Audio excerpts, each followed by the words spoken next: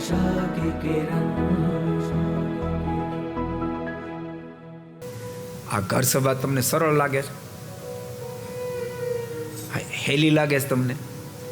1800 કેટલામી છે ઘર સભા? 1855 છે. તમને લગાતાર 2 મહિના સુધી રજા જ ન આપે કેવું લાગે? તે 1855 દિવસથી કોઈ રજા જ ન આપી. બોલો, આખા સ્ટાફ આ કોઈને રજાનો દિવસ જ નહીં. વિચારો તમે. અને ભક્તો પાછી એક સ્થાનમાં, તમારો જોબ એક સ્થાનમાં, અને તો રોજ અલગ અલગ સ્થાનમાં. કાલ ક્યાં હતા? કાલ હતા ઓસ્ટિન, પમદી લબક હતા. લબકથી ભાગ્યા ઓસ્ટિનથી ડલાથી શિકાગો. રોજ સ્થાન બદલવાનું. ક્યારેક 4 કલાક, ક્યારેક 6 કલાક, ક્યારેક 9 કલાકની મુસાફરી. શા માટે? શા માટે? આ ભગવાન શ્રી હરિ કોઈકને ઓળખાઈ જાય એટલા માટે એનું કામ. અને તમને ખબર છે એનું કામ થઈ જાય અને આ બધાનું પણ કામ થઈ જાય. કારણ કે ભગવાન શ્રી હરિના શબ્દો છે કેવા?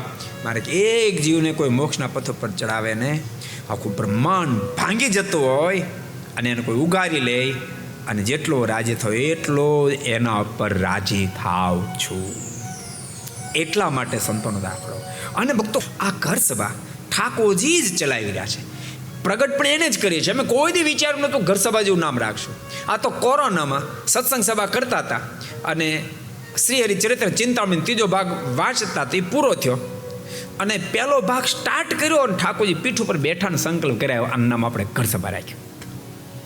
અને ભક્તો સીધો હિસાબ આમાં ઠાકોરજી ન પડે ને તો આટલી બધી મુસાફરીમાં આ બધા સંતોના સ્વાસ્થ્ય ઠાકોરજી જાળવે છે.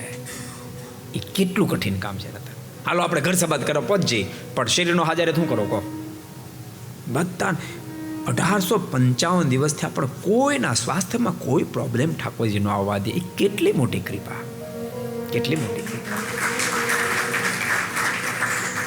એટલે મને તો ઘર સભા કેવી ગમે છે, તમને સાંભળવી ગમે છે, પણ ઠાકોરજીને ઘર સભા કરાવવી ગમે છે. એટલે ઘર સભાની આપણી આ યાત્રા ચાલી જાય છે.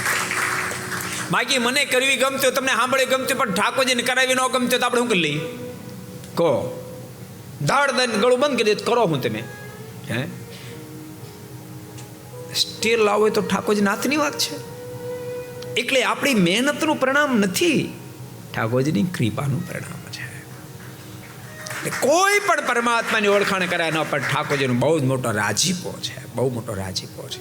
को पसंद आया हो तो लाइक करें और शेयर करना मत भूलिए.